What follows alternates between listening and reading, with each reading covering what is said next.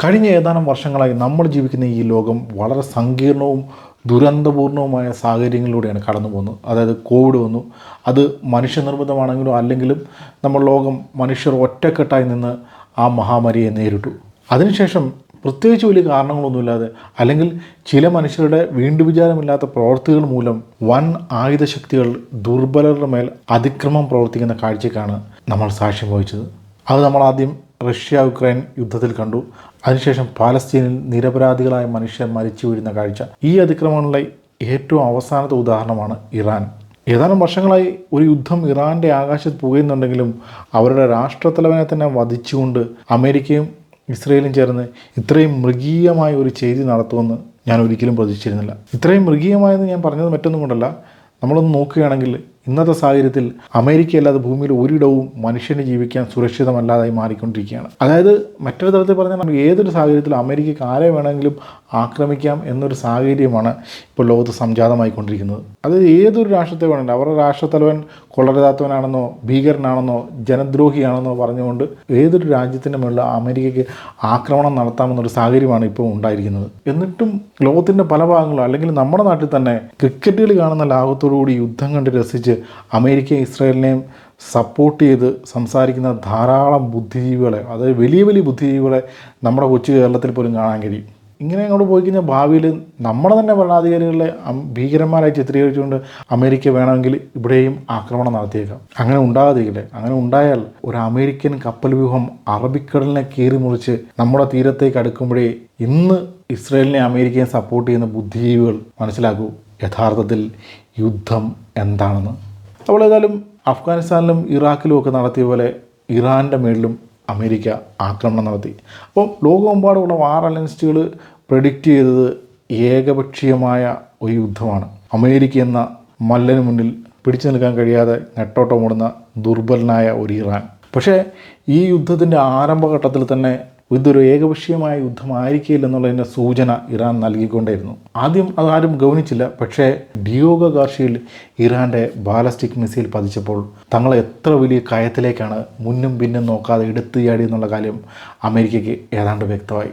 ലോക ചരിത്രത്തിൽ തന്നെ ആദ്യമായി അമേരിക്കയുടെ ന്യൂക്ലിയർ പവേർഡ് എയർക്രാഫ്റ്റ് കാരിയറുകൾ കടലിൻ്റെ ആഴങ്ങളിലേക്ക് മുങ്ങിത്താഴുന്ന കാഴ്ച BBC-യും CNN-ഉം ഒക്കെ ചേർന്ന് തത്സമയം സംപ്രേഷണം ചെയ്യുന്നത് കാണാനുള്ള ഭാഗ്യം ഒരുപക്ഷെ നമുക്ക് ഉണ്ടായേക്കാം. അപ്പോൾ ഇന്ന് ഈ വീഡിയോയിൽ നമ്മൾ സംസാരിക്കാൻ പോകുന്നത് ആയുധബലം കൊണ്ടും സൈനിക ബലം കൊണ്ടും ഇറാൻ എത്രത്തോളം ശക്തരാണ് എന്നുള്ള കാര്യമാണ്. അപ്പോൾ സൈനിക ബലത്തിൻ്റെ കാര്യം പറയുമ്പോൾ കരസേനയുടെ കാര്യം എടുക്കുകയാണെങ്കിൽ അംഗബലം കൊണ്ട് ലോകത്തിൽ തന്നെ 8ാമത്തെ കരസേന 8ാം സ്ഥാനത്താണ് ഇറാൻ്റെ കരസേന ഉള്ളത്. അതായത് 6,10,000 ആക്റ്റീവ് മെമ്പേഴ്സാണ് ഇറാൻ്റെ കരസേനയുടെ ഭാഗമായിട്ടുള്ളത്.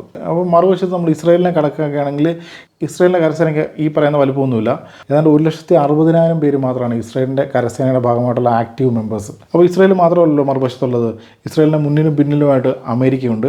അപ്പോൾ അമേരിക്ക എന്ന് പറഞ്ഞാൽ നമുക്കറിയാം ലോകത്തിൽ തന്നെ ഏറ്റവും വലിയ 3ാമത്തെ കരസേനയാണ്. അതായത് 1ാം സ്ഥാനത്ത് ചൈന, ഏതാണ്ട് 20 ലക്ഷം അംഗങ്ങളുള്ള ചൈന, തൊട്ട് താഴെ നമ്മളാണ്.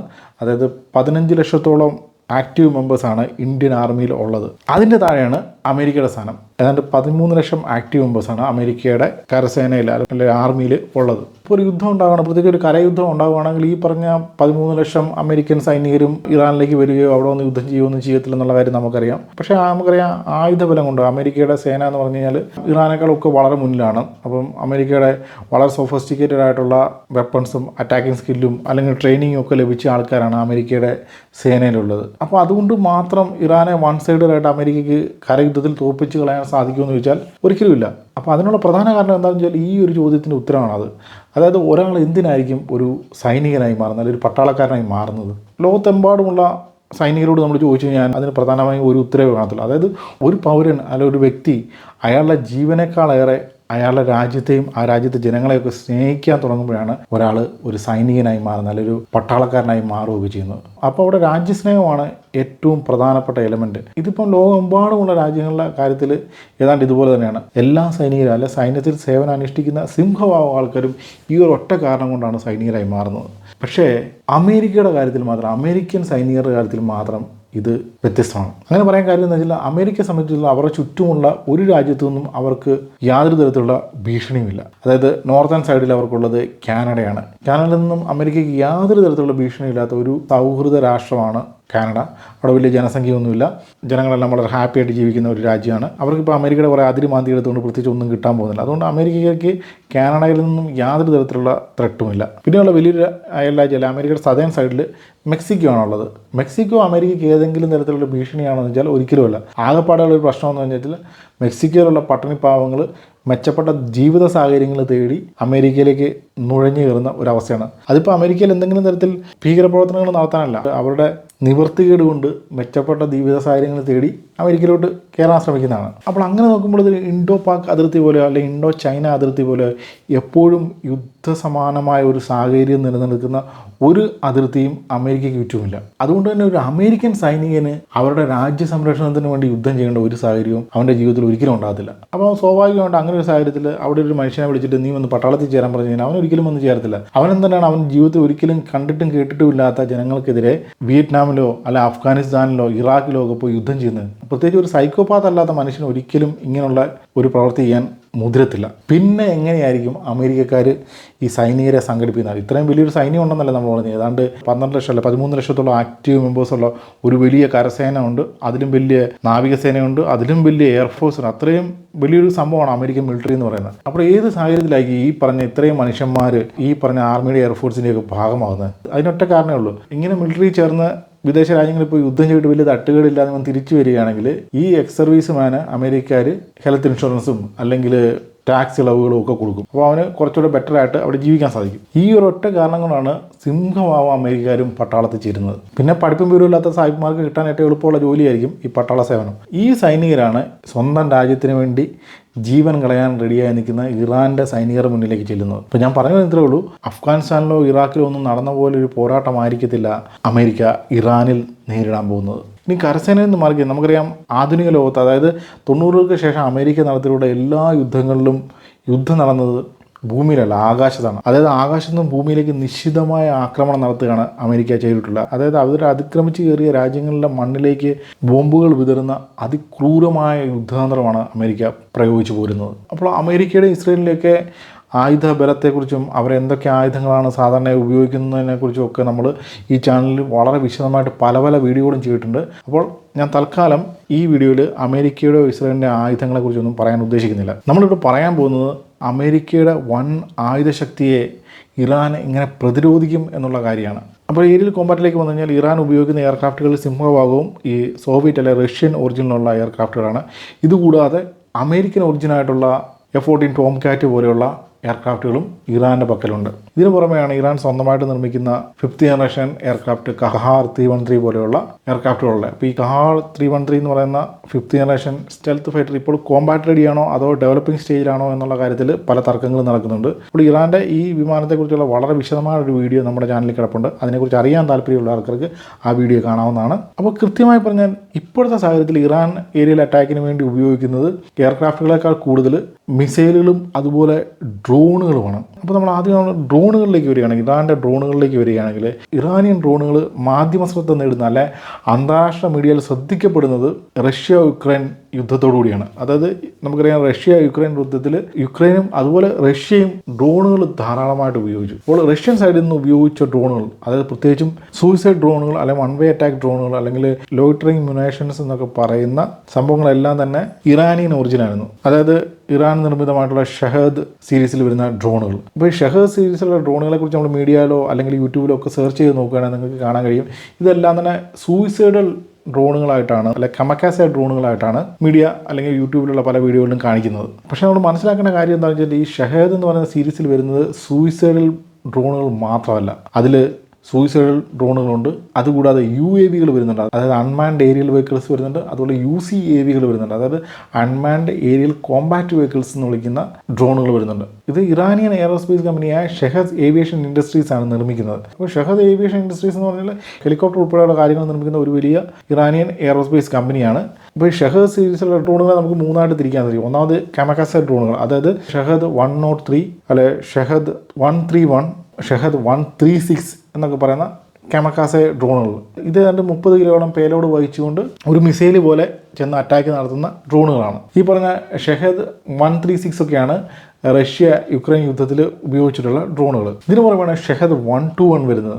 ഈ ഷെഹദ് 121 എന്ന് പറഞ്ഞ ഡ്രോൺ അല്ലെങ്കിൽ ഇതൊരു UAV ആണ്, അൺമാൻഡ് ഏരിയൽ വെഹിക്കിളാണ്. ഇത് ലോകശ്രദ്ധയെ ആകർഷിക്കുന്ന, അല്ല ആദ്യമായിട്ട് ഇത് മീഡിയയിൽ പ്രത്യക്ഷപ്പെടുന്നത് 2016 2016 അമേരിക്കയുടെ USS ഹാരി എസ് ട്രൂമാൻ എന്ന് പറയുന്ന ന്യൂക്ലിയർ പവർഡ് എയർക്രാഫ്റ്റ് കാരിയറിൻ്റെ മുകളിലൂടെ ഇറാൻ ഇത് പറത്തുകയുണ്ടായി. അത് വലിയൊരു വാർത്തയായി മാറി. അങ്ങനെയാണ് ഈ സംഭവം ആദ്യമായിട്ട് മീഡിയയിൽ പ്രത്യക്ഷപ്പെടുന്നത്. അപ്പോൾ ഇത് വേണമെങ്കിൽ ആയുധം വഹിക്കാൻ സാധിക്കുന്ന ഒരു ഡ്രോണാണ്. പക്ഷേ ഇത് പൊതുവെ ഇറാൻ ഉപയോഗിക്കുന്നത് സർവൈലൻസ് പോലെ നിരീക്ഷണത്തിനും മറ്റു കാര്യങ്ങൾക്കൊക്കെയാണ്. അടുത്തത് ഷെഹദ് 123 ആണ്. ഇത് ഷെഹദ് 121 അല്ലെങ്കിൽ S121 എന്ന് പറയുന്ന ഡ്രോണിനേക്കാളും വളരെ അഡ്വാൻസ് ആയ ഒരു UAV ആണ്. ഇതിനെക്കുറിച്ച് പൊതുവെ പറയുന്നത് ഇത് ഇസ്രയേലിൻ്റെ ഹെർമിസ് 450 എന്ന് പറയുന്ന UAVയുടെ കോപ്പിയാണ്, അല്ലെങ്കിൽ ഹെർമിസിൽ നിന്നും റിവേഴ്സ് എഞ്ചിനീയറിംഗ് നടത്തി ഇറാൻ നിർമ്മിച്ചെടുത്ത ഒരു ഡ്രോൺ അല്ലെങ്കിൽ ഒരു അൺമാൻഡ് ഏരിയൽ വെഹിക്കിൾ ആണെന്നാണ് പൊതുവെ വെസ്റ്റേൺ മീഡിയ പറയുന്നത്. പക്ഷേ അത് ശരിയായിരിക്കാൻ സാധ്യത വളരെ കുറവാണ്. കാരണം ഹെർമിസ് സീരീസിൽ പെടുന്ന ഒരു ഡ്രോണ് ഇറാൻ വെടിവെച്ച് വീഴ്ത്തുന്നത് 2014 പക്ഷേ ഏതാണ്ട് 2005 മുതൽ ഈ പറഞ്ഞ S123 എന്ന് പറയുന്ന UAV ഇറാൻ ഉപയോഗിക്കുന്നുണ്ട്. അതായത് 2005 നിർമ്മിച്ച് 2009 ഈ സാധനം ഇറാൻ്റെ മിലിറ്ററിയുടെ ഭാഗമായി മാറുന്നത്. അതുകൊണ്ട് തന്നെ ഇത് ഹെർമിസിനെ കോപ്പി ചെയ്യാനുള്ള സാധ്യത വളരെ കുറവാണ്. പക്ഷേ പിന്നീട് ഹെർമിസിൻ്റെ ഭാഗങ്ങളൊക്കെ ഉപയോഗിച്ച്, അല്ലെങ്കിൽ ഹെർമിസിൻ്റെ ടെക്നോളജി ഉപയോഗിച്ചുകൊണ്ട് ഇറാൻ ഇതിനെ മോഡിഫൈ ചെയ്തിരിക്കാനൊക്കെ സാധ്യതയുണ്ട്. അടുത്തത് ഷെഹദ് 129 ആണ്. ഇതൊരു medium altitude long endurance UCAV ആണ്. അത് കാഴ്ചയിൽ അമേരിക്കയുടെ MQ-1 പ്രൊഡക്റ്റിൻ്റെ അതേ വലുപ്പവും രൂപവും ഭാവവും ഒക്കെയാണ് ഈ പറഞ്ഞ ഷെഹദ് 129 ഉള്ളത്. അപ്പോൾ ഇതൊരു ലോങ് എൻട്രൻസ് UCAV ആണെന്ന് നമ്മൾ പറഞ്ഞു. അതുകൊണ്ട് തന്നെ ഏതാണ്ട് 24 മണിക്കൂറോളം ഇതിന് നിർത്താതെ പറക്കാൻ സാധിക്കും. അതുകൊണ്ട് തന്നെ ഇത് UCAV എന്ന കാറ്റഗറിയിൽ വരുന്നതാണ്. ഇതിന് സർവൈലൻസ് മാത്രമല്ല, ഒരു ഫൈറ്റർ വിമാനം പോലെ അല്ലെങ്കിൽ ഒരു അറ്റാക്ക് എയർക്രാഫ്റ്റ് പോലെ ഇതിൽ നിന്ന് ആയുധങ്ങൾ പ്രയോഗിക്കാൻ സാധിക്കും. അപ്പോൾ ഇതിൽ ഉപയോഗിക്കുന്ന എഞ്ചിൻ എന്ന് പറഞ്ഞാൽ റോട്ടാക്സ് 914 എന്ന് പറയുന്ന 4 സ്ട്രോക്ക് റോട്ടറി എഞ്ചിനാണ്. അപ്പോൾ ഈ റോട്ടാക്സ് എന്ന് പറയുന്ന ഒരു ഓസ്ട്രിയൻ കമ്പനിയാണ്. അത് തന്നെയുമല്ല, ഇവിടെ നമ്മൾ മനസ്സിലാക്കുന്ന മറ്റൊരു കാര്യം എന്ന് വെച്ചാൽ അമേരിക്കയുടെ MQ-1 പ്രൊഡക്ടറിൽ ഉപയോഗിക്കുന്നതും ഇതേ എഞ്ചിൻ തന്നെയാണെന്നുള്ള കാര്യമാണ്. അടുത്തത് ഈ ഷെഹദ് 129 തന്നെ ഒരു അഡ്വാൻസ് ഫോമായിട്ടുള്ള ഷെഹദ് 147 ആണ്. അപ്പോൾ ഈ ഷെഹദ് 129 നിന്നും ഷെഹദ് 147 എങ്ങനെയാണ് അഡ്വാൻസ് ആയിരിക്കും എന്ന് ചോദിച്ചു കഴിഞ്ഞാൽ, ഷെഹദ് 129 ഇലക്ട്രോ ഒപ്റ്റിക്കൽ സെൻസേഴ്സും ഇൻഫ്രാറെഡ് സെൻസേഴ്സും ഒക്കെയാണ് ഇതിൻ്റെ ഏവിയോണിക്സിൻ്റെ ഭാഗമായിട്ട് വരുന്നത്. ഇത് ഉപയോഗിച്ചാണ് സർവൈലൻസ് നടത്തുന്നതൊക്കെ. പക്ഷേ S147 ഷെഹദ് 147 വരുമ്പോഴത്തേക്കിന് അതിൽ സർവൈലൻസിനും ഇമേജിങ്ങിനും ഒക്കെ ഉപയോഗിക്കുന്നത് ഒരു സിന്തറ്റിക് അപ്പറേച്ചർ റഡാറാണ്. അപ്പം ഇലക്ട്രോ ഒപ്റ്റിക്കൽ സിസ്റ്റത്തിൽ നിന്ന് സിന്തറ്റിക് അപ്പറേച്ചർ റഡാറിലേക്ക് വരുമ്പോഴത്തേന് ഇതിന് ഏതൊരു കാലാവസ്ഥയിലും ഓപ്പറേറ്റ് ചെയ്യാൻ സാധിക്കും എന്നുള്ളതാണ്. അതിപ്പം പകലാകട്ടെ, രാത്രിയാകട്ടെ, വെയിലാകട്ടെ, മഴയാകട്ടെ, മഞ്ഞാകട്ടെ, അല്ലെങ്കിൽ മരുഭൂമിയിലെ പൊടിക്കാട്ടാകട്ടെ, ഇങ്ങനെ എന്ത് സാഹചര്യം വന്നാലും വളരെ കൃത്യമായിട്ട് സർഫസിൽ സംഭവിക്കുന്ന കാര്യങ്ങൾ ഇതിന് ഒബ്സർവ് ചെയ്യാൻ സാധിക്കും, അതിൻ്റെ ചിത്രങ്ങൾ പകർത്തിയെടുക്കാൻ സാധിക്കും എന്നുള്ളതാണ്. അടുത്ത് ഷെഹദ് 149 ആണ്. അപ്പോൾ ഷെഹദ് 149 എന്ന് പറഞ്ഞാൽ അത് ഷെഹദ് 147 അഡ്വാൻസ് വേർഷൻ അല്ല. ഇത് ടോട്ടലി ഡിഫറൻ്റ് ആയിട്ടുള്ള ഒരു UCAV ആണ്. അതായത് ഇതിലുപയോഗിക്കുന്ന ഈ നമ്മുടെ റോട്ടാക്സിൻ്റെ എഞ്ചിനൊന്നുമല്ല, വളരെ പവർഫുൾ ആയിട്ടുള്ളൊരു ടർബോ പ്രൊപ്പ് എഞ്ചിനാണ്. ഒരു ടർബോ പ്രൊപ്പ് എഞ്ചിന് വന്നതോടുകൂടിയുള്ള ഗുണം എന്താണെന്ന് വെച്ചാൽ ഇതിൻ്റെ പേലോഡ് കപ്പാസിറ്റി വളരെയധികം വർദ്ധിച്ചു എന്നാണ്. ഇതിന് വളരെയധികം ബോംബുകളും കാര്യങ്ങളൊക്കെ ക്യാരി ചെയ്യാൻ സാധിക്കും. തന്നെയല്ല ഇതിൻ്റെ വേഗത വർദ്ധിച്ചു. 340 km/h വേഗത്തിൽ ഇതിന് പറക്കാൻ സാധിക്കും. അതുപോലെ തന്നെ സർവീസ് സീലിംഗിന് വർധനമുണ്ടായി. അങ്ങനെ ഷെഹദ് 147 കമ്പയർ ചെയ്യുകയാണെങ്കിൽ ഈ 149 എന്ന് പറയുന്നത് ടോട്ടലി ഡിഫറെൻ്റ് ആയിട്ടുള്ള, വളരെ ഹൈലി അഡ്വാൻസ് ആയിട്ടുള്ള, ഹൈലി കേപ്പബിൾ ആയിട്ടുള്ള ഒരു UCAV ആണ്. അതിൽ ഇലക്ട്രോ ഒപ്റ്റിക്കൽ സെൻസറുകൾ കൂടാതെ റഡാർ ബേസ്ഡ് അല്ലെങ്കിൽ മൈക്രോവേവ് ബേസ്ഡ് ആയിട്ടുള്ള സെൻസറുകളുണ്ട്. ഡയറക്റ്റ് സാറ്റലൈറ്റ് കമ്മ്യൂണിക്കേഷൻ നടത്താനുള്ള സംവിധാനങ്ങളുണ്ട്. ഇതൊക്കെ കൊണ്ട് ഇതിന് വളരെ എഫക്റ്റീവായിട്ട് അറ്റാക്ക് നടത്താനും സാധിക്കും, അതുപോലെ സർവൈലൻസ് നടത്താനും സാധിക്കും എന്നുള്ളതാണ്. അതായത് ഇതിനെക്കുറിച്ച് ഒരു 500 km റേഞ്ചിൽ എന്ത് സാധനം എൻ്റർ ചെയ്താലും, അതിപ്പോൾ സ്റ്റെൽത്ത് എയർക്രാഫ്റ്റ് ആയിക്കോട്ടെ, എന്ത് തന്നെ ആയിക്കോട്ടെ, അതിന് വളരെ കൃത്യമായിട്ട് ഡിറ്റക്റ്റ് ചെയ്യാൻ സാധിക്കും എന്നുള്ളതാണ്. അടുത്തത് ഷെഹദ് 171 ഷിമോറയാണ്. ഇത് ഫ്ലൈയിങ് വിങ് ഡിസൈനുള്ള ജെറ്റ് പവേർഡ് UCAV ആണ്. അതായത് ഇറാൻ്റെ തന്നെ ആദ്യത്തെ ജെറ്റ് പവേർഡ് UCAV ആണ് ഈ പറഞ്ഞ ഷെഹദ് 171 അല്ലെങ്കിൽ S171 എന്നുള്ളത്. ഇതിനെക്കുറിച്ച് പറയുന്നത് 2011 അമേരിക്കയുടെ ഫ്ലൈയിങ് വിങ് ഡിസൈനിലുള്ള UCAV RQ-170 സെൻറ്റിനൽ ഇറാൻ പിടിച്ചെടുക്കുകയുണ്ടായി. അപ്പോൾ ഈ RQ-170 സെൻറ്റിനലിനെ റിവേഴ്സ് എഞ്ചിനീയറിംഗ് നടത്തി, അല്ലെങ്കിൽ അതിനെ കോപ്പി അടിച്ചുകൊണ്ട് ഇറാൻ നിർമ്മിച്ചെടുത്ത ഒരു UCAV ആണ് ഈ സംഭവം എന്നാണ് അമേരിക്ക പറയുന്നത്. അതുകൊണ്ട് തന്നെ അമേരിക്ക ഇതിനെ വിളിക്കുന്നത് IRN-170 എന്നാണ്. അപ്പോൾ കോപ്പി അടിച്ചാണെങ്കിലും സ്വന്തമായിട്ട് ഉണ്ടാക്കിയെടുത്താണെങ്കിലും ഇത് വളരെ കേപ്പബിൾ ആയിട്ടുള്ള ഒരു UCAV ആണ്. അതായത് ഗൈഡർ മിസൈലുകൾ ക്യാരി ചെയ്യാൻ ശേഷിയുള്ള, വളരെ എഫക്റ്റീവായിട്ട് അറ്റാക്ക് നടത്താൻ ശേഷിയുള്ള ഒരു അൺമാൻഡ് ഏരിയൽ കോമ്പാക്റ്റ് വെഹിക്കിളാണ് ഈ പറഞ്ഞ ഷെഹദ് 171 ഷിമോറ. ഇതിന് പുറമെയാണ് S191 എന്ന് പറയുന്ന UCAV വരുന്നത്. ഇത് ഈ S171 എന്ന് പറയുന്ന ഫ്ലൈയിങ് വിങ് ഡിസൈനുള്ള UCAVയുടെ അതേ ഡിസൈനിലുള്ള അൺമാൻഡ് ഏരിയൽ കോമ്പാക്ട് വെഹിക്കിളാണ്. പക്ഷേ ഇതിന് ആദ്യം പറഞ്ഞ S17നേക്കാളും വലിപ്പം കൂടുതലാണ്. ഇതിന് പുറമെ 238 എന്ന് പറയുന്ന ഒരു UCAV കൂടെ വരുന്നുണ്ട്. ഇത് നമ്മൾ ആദ്യം പറഞ്ഞ രീതിയിലുള്ള സൂയിസൈഡ് ഡ്രോണാണ്. അതായത് നമ്മൾ പറഞ്ഞ കെമക്കാസി ഡ്രോൺ എന്നൊക്കെ വിളിക്കാൻ പറ്റുന്ന ഒരു സംഭവമാണ്. പക്ഷേ ഇതിൻ്റെ നമ്മൾ ആദ്യം പറഞ്ഞ S107 നിന്നും S136 നിന്നുമൊക്കെയുള്ള വ്യത്യാസമാണെന്ന് ചോദിച്ചാൽ ഇതിൽ ഉപയോഗിക്കുന്ന ഒരു ജെറ്റ് എഞ്ചിനാണെന്നുള്ളതാണ്. ഇതിന് പുറമെ മൊഹാജിർ സീരീസിൽ വരുന്ന മൊഹാജിർ 1, 2, 3, 4 അങ്ങനെ ഏതാണ്ട് 10 ഡ്രോണുകളുണ്ട്. കൂടാതെ അബാബിൽ സീരീസിൽ വരുന്ന ഡ്രോണുകളുണ്ട്. പക്ഷേ ഇവയൊന്നും ഇറാൻ ഇപ്പോൾ ആക്റ്റീവായിട്ട് ഉപയോഗിക്കുന്ന, അല്ലെങ്കിൽ ഇറാൻ്റെ പക്കൽ ഇവ വളരെ ലിമിറ്റഡ് നമ്പറിൽ മാത്രമേ ഇപ്പോൾ ഉള്ളെന്നാണ് കണക്കാക്കപ്പെടുന്നത്. അങ്ങനെ നോക്കുമ്പോൾ ഷെഹസ് സീരീസിൽ വരുന്ന ഡ്രോണുകളാണ് ഇപ്പോൾ ഇറാൻ ഫോഴ്സിലെ മെയിൻ സ്റ്റേ. ഇതിന് പുറമെ അറാഷ് 2 പോലുള്ള ആൻറ്റി റേഡിയേഷൻ കമക്കാസെ ഡ്രോണുകളുണ്ട്. ഇത് മിലിറ്ററി റഡാർ ഇൻസ്റ്റാളേഷൻ പോലുള്ള സാധനങ്ങളെ തകർക്കാനാണ് പൊതുവെ ഉപയോഗിക്കാറുള്ളത്. ഇതിന് പുറമെ ഫോർട്രോസ് എന്ന് പറയുന്നത് വളരെ വലിയൊരു ലോങ് ഇൻട്രൻസ് ഡ്രോൺ ഇറാൻ ഉപയോഗിച്ചിരുന്നു. ഇതാണ്ട് 30 മണിക്കൂറോളം നിർത്താതെ പറക്കാൻ കഴിയുന്ന ഒരു ലോങ് ഇൻട്രൻസ് UCAV ആണ്. അതായത് മിസൈലുകളും ബോംബുകളും ഒക്കെ ക്യാരി ചെയ്യാൻ സാധിക്കുന്നു, ഒപ്പം സർവൈലൻസ് നടത്താൻ പറ്റുന്നതുമായിട്ടുള്ള ഒരു UCAV ആണ് ഈ ഫോർട്രോസ് എന്ന് പറയുന്ന ഡ്രോണ്. അതിപ്പോൾ ഇറാൻ വളരെ വിരളമായി മാത്രമേ ഉപയോഗിക്കാറുള്ളൂ. ഇതിന് പുറമെ കിയാൻ, വസീർ എന്നൊക്കെ പറയുന്ന ഡ്രോണുകളും ഇറാൻ്റെ ഇൻവെൻറ്ററിലുണ്ട്. പക്ഷേ ഇപ്പം ഇറാൻ ഫോഴ്സിൻ്റെ കുന്തമുന എന്ന് പറയുന്നത് നമ്മുടെ ഷെഹസ് സീരീസിൽ വരുന്ന ഡ്രോണുകൾ തന്നെയാണ്. ഡ്രോണുകൾക്ക് പുറമെ ഇറാൻ്റെ മറ്റൊരു പ്രധാന ആയുധം ബാലിസ്റ്റിക് മിസൈലുകളാണ്. ബാലിസ്റ്റിക് മിസൈലുകളുടെ കാര്യത്തിൽ മിഡിൽ ഈസ്റ്റിൽ തന്നെ, അല്ലെങ്കിൽ ലോകത്തിൽ തന്നെ ഒരു വൻ ശക്തിയാണ് ഇറാൻ. ഏതാണ്ട് 3000-ലധികം ബാലിസ്റ്റിക് മിസൈലുകൾ ഇറാൻ്റെ പക്കൽ സ്റ്റോക്കുണ്ട്. തന്നെയുമല്ല, ഒരു മാസം 300ഓളം ബാലിസ്റ്റിക് മിസൈലുകൾ വേണമെങ്കിൽ നിർമ്മിക്കാനുള്ള ശേഷി ഇറാൻ ഉണ്ടെന്നാണ് കണക്കാക്കപ്പെടുന്നത്. ഇത് ഞാൻ പറയുന്നതല്ല, ഇസ്രയേലിൻ്റെ കണക്കാണ്. ഇതിൽ ഷോർട്ട് റേഞ്ച് ബാലിസ്റ്റിക് മിസൈൽ, അതായത് ഒരു 200 മുതൽ 500 വരെ കിലോമീറ്റർ റേഞ്ചുള്ള ബാലിസ്റ്റിക് മിസൈലുകളുണ്ട്. അതുപോലെ തന്നെ medium range ballistic missile 2000 kilometre വരെയൊക്കെ റേഞ്ചുള്ള ബാലിസ്റ്റിക് മിസൈലുകളുണ്ട്. അതിലും കൂടിയ റേഞ്ചുള്ള ബാലിസ്റ്റിക് മിസൈലുകൾ ഉണ്ടെന്നാണ് ഇപ്പോൾ ഡിയാഗോഷ്യോ അറ്റാക്കിൽ നമുക്ക് മനസ്സിലാക്കാൻ സാധിക്കുന്നത്. അപ്പോൾ ഈ ഷോർട്ട് റേഞ്ച് ബാലിസ്റ്റിക് മിസൈലുകൾ, ഇപ്പോൾ ഷെഹാബ് സീരീസിൽ വരുന്ന ബാലിസ്റ്റിക് മിസൈലുകൾ ഇറാൻ ഏതാണ്ട് 80കൾ തൊട്ട് തന്നെ ഉപയോഗിക്കുന്നുണ്ട്. 80കളിൽ ഷെഹാബ് 1 വരുന്നുണ്ട്. അത് കഴിഞ്ഞ് 90കളുടെ അവസാനത്തോടുകൂടി ഷെഹാബ് 2 എന്ന് പറയുന്ന ഷോർട്ട് റേഞ്ച് മിസൈൽ വരുന്നുണ്ട്. ഇതൊക്കെ സിംഗിൾ സ്റ്റേജ് ലിക്വിഡ് പ്രൊപ്പലൻ്റ് ഉപയോഗിച്ച് പ്രവർത്തിക്കുന്ന ബാലിസ്റ്റിക് മിസൈലുകളുണ്ട്. ഏതാണ്ട് 2000-ന്റെ തുടക്കത്തോടുകൂടിയാണ് ഇറാൻ്റെ പുകൾപ്പെട്ട ഫത്തേ സീരീസിൽ വരുന്ന ബാലിസ്റ്റിക് മിസൈലുകൾ വരുന്നത്. അപ്പോൾ ഫത്തേ സീരീസിൽ വരുന്ന ബാലിസ്റ്റിക് മിസൈലുകളും ഷെഹാബ് സീരീസിലുള്ള ബാലിസ്റ്റിക് മിസൈലുകളും തമ്മിലുള്ള വ്യത്യാസം എന്ന് പറഞ്ഞാൽ ഫത്തേ സീരീസിൽ സിംഗിൾ സ്റ്റേജ് സോളിഡ് പ്രൊപ്പലൻ്റ് ആണ് ഉപയോഗിക്കുന്നത്. പക്ഷേ അതിന് മുമ്പുള്ള മിസൈലുകളിലൊക്കെ ഇറാൻ ഉപയോഗിച്ചിരുന്നത് ലിക്വിഡ് പ്രൊപ്പലൻ്റ് ആണ്. അപ്പോൾ ഈ ലിക്വിഡ് പ്രൊപ്പലിൽ നിന്നും സോളിഡ് പ്രൊപ്പലിലേക്ക് മാറുമ്പോൾ ഉള്ള അഡ്വാൻറ്റേജ് എന്താണെന്ന് ചോദിച്ചു കഴിഞ്ഞാൽ അതിൻ്റെ പ്രിപ്പറേഷൻ്റെയും, അല്ലെങ്കിൽ ഈ മിസൈലിൻ്റെ ലോഞ്ചിന് വേണ്ടിയുള്ള മുന്നൊരുക്കങ്ങൾ നടത്താൻ വേണ്ട സമയം അത് കുറയും എന്നുള്ളതാണ്. അതായത് ലിക്വിഡ് ഫ്യൂവലാണ് നമ്മൾ ഉപയോഗിക്കുന്നതെങ്കിൽ ഈ ഫ്യൂവൽ ഫില്ല് ചെയ്ത് കഴിഞ്ഞാൽ ഈ മിസൈൽ അധികം നേരം സ്റ്റോർ ചെയ്ത് വെക്കാൻ സാധിക്കത്തില്ല.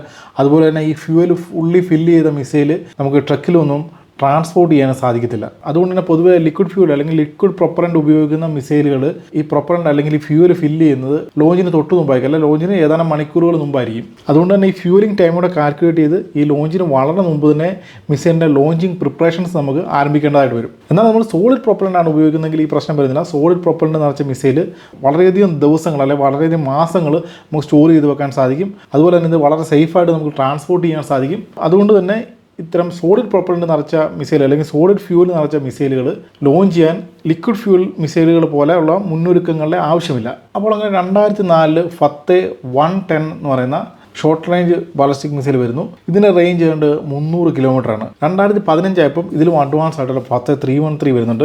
ഇതിൻ്റെ റേഞ്ച് ഏതാണ്ട് 500 കിലോമീറ്ററാണ്. ഇത് ഒരു ഷോർട്ട് റേഞ്ച് ബാലിസ്റ്റിക് മിസൈലാണ്. 2021 ഫത്തേ 1. ഇതാണ് ഇറാൻ്റെ ആദ്യത്തെ ഹൈപ്പർസോണിക് ബാലിസ്റ്റിക് മിസൈൽ. ഇതൊരു മീഡിയം റേഞ്ച് ബാലിസ്റ്റിക് മിസൈലാണ്. 1400 കിലോമീറ്ററാണ് ഇതിൻ്റെ റേഞ്ച്. അതുപോലെ തന്നെ ഇതിനൊരു 350 മുതൽ 450 വരെ കിലോഗ്രാം പേരോട് വഹിക്കാൻ സാധിക്കും. 2023 ആയപ്പം ഈ ഫത്തേ 1ൻ്റെ കുറച്ചുകൂടെ അഡ്വാൻസ് ആയിട്ടുള്ള ഫത്തേ 2 ബാലിസ്റ്റിക് മിസൈൽ ഇറാൻ നിർമ്മിച്ചു. അപ്പോൾ ഈ ഫത്തേ 1ൽ നിന്നും ഫത്തേ 2ലേക്ക് വന്നപ്പോൾ ഉണ്ടായ പ്രധാന മാറ്റം എന്ന് പറഞ്ഞു കഴിഞ്ഞാൽ ഇതിൻ്റെ വാർഹെഡിൻ്റെ ഡിസൈൻ മാറി എന്നുള്ളതാണ്. അതായത് ഫത്തേ 1ൽ നിന്നും വ്യത്യസ്തമായി hypersonic glide vehicle type warhead ഇതിൽ വന്നു. അപ്പോൾ ഈ വാർഹെഡിൻ്റെ ഒരു പ്രധാന പ്രത്യേകത എന്ന് പറഞ്ഞാൽ നമുക്കറിയാം, പൊതുവേ നമ്മളൊരു ബാലിസ്റ്റിക് മിസൈൽ ലോഞ്ച് ചെയ്യുകയാണെങ്കിൽ അതൊരു ഫിക്സഡ് പാത്തിലായിരിക്കും സഞ്ചരിക്കുന്നത്. നമ്മളിവിടുന്ന് ലോഞ്ച് ചെയ്യുന്നു, ഒരു കൃത്യമായ ഒരു പ്രൊജക്ടൈൽ ട്രാജക്ടറിയിൽ അത് സഞ്ചരിച്ച് ടാർഗറ്റിൽ ഹിറ്റ് ചെയ്യുകയാണ് സാധാരണ ചെയ്യാറുള്ളത്. അപ്പോൾ അങ്ങനെ സഞ്ചരിക്കുമ്പോൾ നമുക്കതിനെ എയർ ഡിഫൻസ് സിസ്റ്റങ്ങൾ, പ്രത്യേകിച്ച് അയൺ ഡോം പോലെയുള്ള എയർ ഡിഫൻസ് സിസ്റ്റങ്ങൾ ഉപയോഗിച്ച് ഇൻ്റർസെപ്റ്റ് ചെയ്യാൻ സാധിക്കും. അതിനുള്ളൊരു പരിഹാരമാണ് ഹൈപ്പർസോണിക് ഗ്ലൈഡ് വെഹിക്കിൾ എന്നുള്ള വാർഹെഡ്. അപ്പോൾ നമ്മളൊരു കാര്യം പ്രത്യേകം ഓർക്കണം, ഈ ബാലിസ്റ്റിക് മിസൈലുകളുടെ കേസിൽ കൃത്യമായ ഒരു ട്രാജക്ടറി ഫോളോ ചെയ്യാതെ മിഡ് ഫ്ലൈറ്റിൽ പാത്ത് ചേഞ്ച് ചെയ്ത് അല്ലെങ്കിൽ ഡയറക്ഷൻ മെനൂവർ ചെയ്യാൻ സാധിക്കുന്ന രീതിയിലുള്ള ബാലിസ്റ്റിക് മിസൈലുകളുണ്ട്. അത്തരത്തിലുള്ളൊരു മിസൈലല്ല ഇത്. ഇവിടെ സംഭവിക്കുന്ന മറ്റൊരു കാര്യമാണ്. അതായത് മിസൈൽ ലോഞ്ച് ചെയ്ത് അതിൻ്റെ ഫ്യൂല് കംപ്ലീറ്റ് കത്തി മിസൈലിൽ നിന്ന് പേലോഡ് അല്ലെങ്കിൽ വാർഹെഡ് ഡിറ്റാച്ച് ചെയ്യപ്പെട്ട് അന്തരീക്ഷത്തിലൂടെ അത് ഹൈപ്പർസോണിക് സ്പീഡിൽ സഞ്ചരിച്ച് ടാർഗറ്റിൽ പോയി ഹിറ്റ് ചെയ്യും. അപ്പോൾ അങ്ങനെ വാർഹെഡ് മിസൈലിൽ നിന്നും ഡിറ്റാച്ച് ചെയ്ത ശേഷം ഈ വാർഹെഡിൻ്റെ പ്രത്യേക ഷേപ്പ് മൂലം ഇത് അന്തരീക്ഷത്തിലൂടെ ഗ്ലൈഡ് ചെയ്ത് താഴോട്ടിറങ്ങണം. അതായത് ഗ്ലൈഡ് ചെയ്യാന്ന് പറഞ്ഞാൽ പതുക്കെ ഗ്ലൈഡർ പോലെ പതുക്കെ ഇറങ്ങല, ഹൈപ്പർസോണിക് സ്പീഡിലാണ് ഇത് ഗ്ലൈഡ് ചെയ്യുന്നത്. അതായത് ഫത്തേഹ് 2 എന്ന് പറഞ്ഞ ഒരു സിംഗിൾ സ്റ്റേജ് ബാലിസ്റ്റിക് മിസൈൽ ആണെങ്കിലും ഇതിൻ്റെ വാർഹെഡ് അഥവാ ഈ ഹൈപ്പർസോണിക് ഗ്ലൈഡ് വെഹിക്കിൾ അത് ബേസിക്കലി ഒരു സ്ക്രാംജെറ്റ് മിസൈൽ തന്നെയാണ്. അപ്പോൾ ഈ വാർഹെഡ് അപ്പർ അറ്റ്മോസ്ഫിയറിൽ വെച്ച് മിസൈലിൻ്റെ മെയിൻ ബോഡിയിൽ നിന്ന് ഡിറ്റാച്ച് ആകുന്നതോടുകൂടി സ്ക്രാംജെറ്റ് എഞ്ചിൻ പ്രവർത്തിച്ചു തുടങ്ങുകയും അതോടെ മിസൈലിൻ്റെ വേഗത മാക് 10 മുകളിലെത്തും. അപ്പോൾ ഇതിൽ നമ്മുടെ ജെറ്റ് എഞ്ചിനുകളിലെ ത്രസ്റ്റ് വെക്ടറിംഗ് നോസിലുകൾക്ക് സമാനമായ രീതിയിലുള്ള മൂവബിൾ നോസിലുകളുണ്ട്. ഇതുമൂലം ഈ വാർഹെഡ് വേഗത ഹൈപ്പർസോണിക് ആണെങ്കിലും മൂവ്മെൻറ്റ് ഏതാണ്ട് നമ്മുടെ ഒരു പേപ്പർ റോക്കറ്റിന് സമാനമായ രീതിയിൽ അന്തരീക്ഷത്തൂടെ ഇടത്തോട്ടും വലത്തോട്ടും മുകളിലോട്ടും താഴോട്ടും ഒക്കെ മൂവ് ചെയ്തായിരിക്കും ഇത് ടാർഗറ്റിലേക്ക് ചെല്ലുന്നത്. അതുകൊണ്ട് തന്നെ ഈ വാർഹെഡിനെ നമ്മളൊരു എയർ ഡിഫൻസ് സിസ്റ്റം ഉപയോഗിച്ച് ഇൻ്റർസെപ്റ്റ് ചെയ്യാൻ ശ്രമിച്ചു കഴിഞ്ഞാൽ ഈ എയർ ഡിഫൻസ് സിസ്റ്റത്തിന് ഇതിൻ്റെ പാത്ത് കൃത്യമായിട്ട് പ്രെഡിക്റ്റ് ചെയ്യാൻ സാധിക്കത്തില്ല. അതുകൊണ്ട് തന്നെ അതിനെ ന്യൂട്രലൈസ് ചെയ്യാനും സാധിക്കത്തില്ല. പക്ഷേ ഇവിടെ ഒരു പ്രശ്നമുണ്ട്. നമ്മൾ ഈ വാർഹെഡിനെ അതിൻ്റെ തോന്നിവാസം പാത്ത് ഷിഫ്റ്റ് ചെയ്ത് പോകാൻ അനുവദിച്ചു കഴിഞ്ഞ് കഴിഞ്ഞാൽ ഇത് ടാർഗറ്റിൽ ചെന്ന് ഹിറ്റ് ചെയ്തില്ല, അതിൻ്റെ തോന്നിവാസം വേറെ എവിടെയെങ്കിലും പോയി വീഴും. അതുകൊണ്ട് തന്നെ ആ പ്രശ്നം ഒഴിവാക്കാൻ വേണ്ടി ഈ വാർഹെഡിനുള്ളിൽ ഓൺ ബോർഡ് ഗൈഡൻസ് സിസ്റ്റങ്ങളുണ്ട്. അപ്പം ഇതിനെ ഇൻ്റർസെപ്റ്റ് ചെയ്യാൻ ശ്രമിക്കുന്ന ആൾക്ക് കൃത്യമായിട്ട് അതിൻ്റെ പാത്ത് മനസ്സിലാക്കാൻ സാധിക്കത്തില്ലെങ്കിലും ഈ ഗൈഡൻസ് സിസ്റ്റത്തിൻ്റെ സഹായം ഉള്ളതുകൊണ്ട് വാർഹെഡ് കൃത്യമായിട്ട് ടാർഗറ്റിൽ ചെന്ന് പതിക്കുക തന്നെ ചെയ്യും. ഈ ഫത്തേഹ് സീരീസ് മിസൈലുകൾ കൂടാതെ ദസ്സുൾ, ഇമാദ് തുടങ്ങിയ മീഡിയം റേഞ്ച് ബാലിസ്റ്റിക് മിസൈലുകളും ഖുയാം, റോഡ് 500, സോൾഫഗാർ തുടങ്ങിയ ഷോർട്ട് റേഞ്ച് മിസൈലുകളും ഇറാൻ്റെ പക്കലുണ്ട്. ഇനി ബാലിസ്റ്റിക് മിസൈലുകളുടെ കൂടെ നമ്മൾ എടുത്തു പറയേണ്ട മറ്റൊരു പേരാണ് ഖൊറംഷോർ. ഇത് ഇറാൻ്റെ പക്കലുള്ള ഏറ്റവും ഭാരമേറിയതും ഏറ്റവും അധികം പേലോഡ് വഹിക്കുന്നതുമായ ബാലിസ്റ്റിക് മിസൈലാണ്. 2017 ഖൊറംഷോർ 1 എന്ന് പറയുന്ന liquid fuelled heavy weight ballistic missile ഇറാൻ്റെ സേനയുടെ ഭാഗമാകുന്നത്. 2000 കിലോമീറ്റർ റേഞ്ചുള്ള ഈ മിസൈലിന് ഏതാണ്ട് 1 ടണ്ണിലധികം പേലോഡ് വഹിക്കാൻ സാധിക്കുമായിരുന്നു. 1.5 എന്നും 1.82 എന്നൊക്കെ എഴുതി കണ്ടിട്ടുണ്ട്. ഏതായാലും 1 ടണ്ണിലധികം പേലോഡ് വഹിക്കാൻ പറ്റുന്ന 2000 കിലോമീറ്റർ റേഞ്ചുള്ള ബാലിസ്റ്റിക് മിസൈലാണ് ഖൊറംഷോർ 1. 2019 ഇതിൻ്റെ ഗൈഡൻസ് സിസ്റ്റവും കാര്യങ്ങളൊക്കെ പരിഷ്കരിച്ച് ഖൊറംഷോർ 2 വന്നു. 2023 ആയപ്പോൾ ഖൊറംഷോർ സീരീസിലെ ഏറ്റവും റിഫൈൻഡ് ബാലിസ്റ്റിക് മിസൈൽ ഖൊറംഷോർ 4 ഇറാൻ പരീക്ഷിച്ചു. ഈ മിസൈൽ ഇന്ന് ഇറാൻ്റെ ബാലിസ്റ്റിക് മിസൈൽ നിരയിലെ ഒരു പ്രധാന താരമാണ്. ഖൊറംഷോർ സീരീസിലെ മറ്റ് മിസൈലുകളെ പോലെ 2000 കിലോമീറ്ററാണ് ഇതിൻ്റെ റേഞ്ച്. ഈ 2000 കിലോമീറ്റർ പരിധിക്കുള്ളിൽ വളരെ ആക്യുറേറ്റ് ആയിട്ട് സ്ട്രൈക്ക് ചെയ്യാൻ സാധിക്കുന്ന ഈ മിസൈലിൻ്റെ ഹൈലൈറ്റ് അതിൻ്റെ പേലോഡ് കപ്പാസിറ്റി തന്നെയാണ്. അതായത് 1.5 ടൺ പേലോഡാണ് ഈ മിസൈലിന് വഹിക്കാൻ സാധിക്കുന്നത്. ഈ പേലോഡിൻ്റെ ഭാഗമായി ഹൈ എക്സ്പ്ലോസീവ് പ്രീഫോംഡ് ഫ്രാഗ്മെൻറ്റേഷൻ വാർഹെഡുകൾ, അതായത് HEPF വാർഹെഡുകൾ, അതുപോലെ പെനിട്രേഷൻ കം ബ്ലാസ്റ്റ് വാർഹെഡുകൾ, PCB വാർഹെഡുകൾ തുടങ്ങി ന്യൂക്ലിയർ വാർഹെഡ് വരെ ഇതിന് വഹിക്കാൻ സാധിക്കും. അപ്പോൾ പേലോഡിൻ്റെ ഭാഗമായിട്ട് ഈ പറഞ്ഞതിൽ ഏത് വാർഹെഡ് ഘടിപ്പിക്കുന്നു എന്നതിലല്ല കാര്യം. അപ്പം പേലോഡിൻ്റെ ഭാഗമായിട്ട് നമ്മൾ വാർഹെഡുകൾ ഒന്നും ഘടിപ്പിക്കുന്നില്ല. പകരം 1.5 ടൺ ഭാരമുള്ള ഒരു ഇരുമ്പ് കഷ്ണമാണ് ഇതിനകത്ത് വെക്കുന്നതെങ്കിലും ഈ മിസൈൽ ഉണ്ടാക്കാൻ പോകുന്ന ഇമ്പാക്റ്റ് വളരെ ഭീകരമായിരിക്കും. അതായത് 1.5 ടൺ ഭാരമുള്ള ഈ പേലോഡ് ഏതാണ്ട് 16 മാക് ടെർമിനൽ വെലോസിറ്റിയിൽ ഭൂമിയിൽ വന്ന് ഹിറ്റ് ചെയ്യുമ്പോൾ ഉണ്ടാകുന്ന ആ ഒരു പ്രകമ്പനം മതി ഒരു ചെറിയ പട്ടണം തകർന്ന് തരിപ്പണമാകാൻ. ബാലിസ്റ്റിക് മിസൈലുകൾ മാത്രമല്ല, അതിനു പുറമെ സൊമോർ, ഹൊസാവേ, പാവേ, അബുമാദി, നാസർ 1 തുടങ്ങിയ ക്രൂസ് മിസൈലുകളും ആൻറ്റി ഷിപ്പ് മിസൈലുകളും ഇറാൻ്റെ പക്കലുണ്ട്. പിന്നെ ബാവർ 373, ഖൊർഡാർഡ് 15, മെർസാദ്, തലാഷ് തുടങ്ങി ഇറാൻ സ്വന്തമായി ഡെവലപ്പ് ചെയ്തെടുത്ത എയർ ഡിഫൻസ് സിസ്റ്റങ്ങളും S-300 PM-U2 അതുപോലെ തോർ M1 തുടങ്ങിയ റഷ്യൻ നിർമ്മിത എയർ ഡിഫൻസ് സിസ്റ്റങ്ങളും ഇറാൻ ഇന്ന് ഉപയോഗിക്കുന്നുണ്ട്. അപ്പോൾ ഇറാൻ്റെ പക്കലുള്ള ഏറ്റവും അഡ്വാൻസ്ഡ് ബാലിസ്റ്റിക് മിസൈൽ അല്ലെങ്കിൽ ഏറ്റവും പവർഫുൾ ബാലിസ്റ്റിക് മിസൈൽ അല്ലെങ്കിൽ ഏറ്റവും അധികം റേഞ്ചുള്ള ബാലിസ്റ്റിക് മിസൈലായിട്ട് കണക്കാക്കുന്നത് സെജലിനെയാണ്. അപ്പോൾ സെജലിനെ കുറിച്ച് പറയുകയാണെങ്കിൽ ഏതാണ്ട് 2000 കിലോമീറ്റർ റേഞ്ചുള്ള 2 സ്റ്റേജ് സോളിഡ് പ്രൊപ്പലൻ്റ് ഉപയോഗിക്കുന്ന 700 കിലോഗ്രാം വരെ പേലോഡ് വഹിക്കാൻ സാധിക്കുന്ന ഒരു മീഡിയം റേഞ്ച് ബാലിസ്റ്റിക് മിസൈലാണ് ഈ സംഭവം. ഏതാണ്ട് ഇതിന് സമാനമായ സ്പെസിഫിക്കേഷനൊക്കെയുള്ള അഷോറ പോലെയുള്ള ബാലിസ്റ്റിക് മിസൈലുകൾ 2014 തൊട്ട് തന്നെ ഇറാൻ്റെ സർവീസിലുണ്ട്. അപ്പോൾ സെജിലിനെ അഡ്വാൻസ് മിസൈലായിട്ട് ഞാൻ പറഞ്ഞത് മറ്റൊന്നും കൊണ്ടല്ല, ടെക്നോളജി വൈസ് ഇന്ന് നിലവിലുള്ള ബാലിസ്റ്റിക് മിസൈലുകൾ തന്നെ വളരെ അഡ്വാൻസ് ആണ് സെജിൽ. അതായത് ഒന്നാമത്തെ കാര്യം, ഇറാൻ്റെ പക്കലുള്ള ഒരേ ഒരു 2 സ്റ്റേജ് സോളിഡ് പ്രൊപ്പലൻ്റ് ബാലിസ്റ്റിക് മിസൈലാണ് സെജിൽ. അത് തന്നെയല്ല ഇതിൻ്റെ ഏറ്റവും വലിയ പ്രത്യേകതയായിട്ട് കണക്കാക്കുന്നത് ഇതിന് മിഡ് ഫ്ലൈറ്റിൽ ഇതിൻ്റെ ഫ്ലൈയിങ് പാത്ത് ചേഞ്ച് ചെയ്യാൻ സാധിക്കും എന്നുള്ളതാണ്. അതായത് നമുക്കൊരു മിസൈൽ അല്ലെങ്കിൽ ഒരു ബാലിസ്റ്റിക് മിസൈൽ നമ്മൾ ലോഞ്ച് ചെയ്ത് കഴിഞ്ഞാൽ അതിൻ്റെ പാത്തിൽ വലിയ ഡീവിയേഷൻ ഒന്നും വരുത്താൻ സാധിക്കത്തില്ല. അപ്പോൾ ICBMകളിലൊക്കെ വലിയൊരു ഡ്രോബാക്ക് ആയിട്ട് കണക്കാക്കുന്ന ഈ ഒരു പ്രശ്നമാണ്. പക്ഷേ സെജിലിൻ്റെ കാര്യത്തിൽ മിഡ് ഫ്ലൈറ്റിൽ ഇതിൻ്റെ ഫ്ലൈയിങ് പാത്ത് ചേഞ്ച് ചെയ്ത് മിസൈലിനെ മെനൂവർ ചെയ്യാൻ സാധിക്കും എന്നുള്ളതാണ്. അതുകൊണ്ട് തന്നെ ഈ സെജിൽ എന്ന ഇറാനിയൻ ബാലിസ്റ്റിക് മിസൈൽ പരക്കെ അറിയപ്പെടുന്നത് ദ ഡാൻസിങ് മിസൈൽ എന്ന പേരിലാണ്. അപ്പോൾ ഇത്തരത്തിൽ ഫ്ലൈയിങ് പാത്ത് ഡീവിയേറ്റ് ചെയ്യുന്ന ഒരു ബാലിസ്റ്റിക് മിസൈലിനെ മിസൈൽ ഡിഫൻസ് സിസ്റ്റങ്ങൾ ഉപയോഗിച്ച് പ്രതിരോധിക്കുക വളരെ ശ്രമകരമാണ്, അല്ലെങ്കിൽ ഏതാണ്ട് ഇമ്പോസിബിൾ ആണെന്ന് തന്നെ പറയാം. അതായത് അയൺ ഡോം പോലെയോ അല്ലെങ്കിൽ S-400 പോലെയൊക്കെയുള്ള മിസൈൽ ഡിഫൻസ് സിസ്റ്റങ്ങൾ ഉപയോഗിച്ച് ഈ പറഞ്ഞ ഡാൻസിങ് മിസൈൽ സെജിലിനെ പ്രതിരോധിക്കുക ദുഷ്കരമാണ്, അല്ലെ പ്രതിരോധിക്കാൻ സാധിക്കത്തില്ലെന്ന് തന്നെ പറയാം. അപ്പോൾ ഈ സെജിൽ ഉൾപ്പെടെയുള്ള മിസൈലുകളെ അടിസ്ഥാനപ്പെടുത്തിക്കൊണ്ട് ഇറാൻ്റെ ഒരു എഫക്റ്റീവ് സ്ട്രൈക്ക് റേഞ്ചായിട്ട് കണക്കാക്കിയിരുന്നത് 2000 കിലോമീറ്ററാണ്. 2000 കിലോമീറ്റർ ചുറ്റളവിൽ ഇറാന് വളരെ എഫക്റ്റീവായിട്ട് ബാലിസ്റ്റിക് മിസൈലുകൾ ഉപയോഗിച്ച് സ്ട്രൈക്ക് ചെയ്യാൻ സാധിക്കുമെന്നാണ് ഇതുവരെ കണക്കാക്കി പോകുന്നത്. പക്ഷേ ഈ റേഞ്ചിൻ്റെ ഇരട്ടിയോളം ദൂരം അകലെ കിടക്കുന്ന ഡിയോഗോ ഗാർഷിയ ദ്വീപിൽ ഇറാൻ അറ്റാക്ക് നടത്തിയതോടുകൂടി മിഡിൽ ഈസ്റ്റിലെ എല്ലാ യുദ്ധ സമവാക്യങ്ങളും മാറി മറിയുകയാണ്. ഇനി അമേരിക്കയ്ക്കും ഇസ്രായേലിനും ഒക്കെ എന്ത് സംഭവിക്കും എന്നുള്ള കാര്യം കണ്ടു തന്നെ അറിയണം. അപ്പോൾ തൽക്കാലം ഈ വീഡിയോ ഞാനിവിടെ അവസാനിപ്പിക്കുകയാണ്. വീഡിയോ എല്ലാവർക്കും ഇഷ്ടപ്പെട്ടായിട്ട് വരുന്നു. അപ്പോൾ ഇതിലും ഇൻഫോർമേറ്റീവായ ഇതിലും ഇൻട്രസ്റ്റിംഗ് ആയ മറ്റൊരു വീഡിയോയുമായി വീണ്ടും കാണാം. അതുവരെ ബൈ.